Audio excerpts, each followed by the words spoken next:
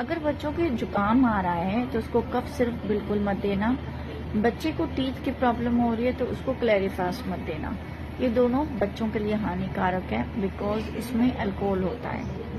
तीसरा, बच्चे को जुकाम आ रहा है तो पीडियाट्रिशियन से पूछ के नोस्ट्रिल की दवाई दीजिए, अपने आप जुकाम ठीक हो जाएगा। दांत आ रहे हैं तो बच्चे का अपना नेचुरल प्रोसेस से दांत निकलेंगे तो निकलने दीजिए, कोई दवाई कोई सप्लीमेंट्स मत दीजिए।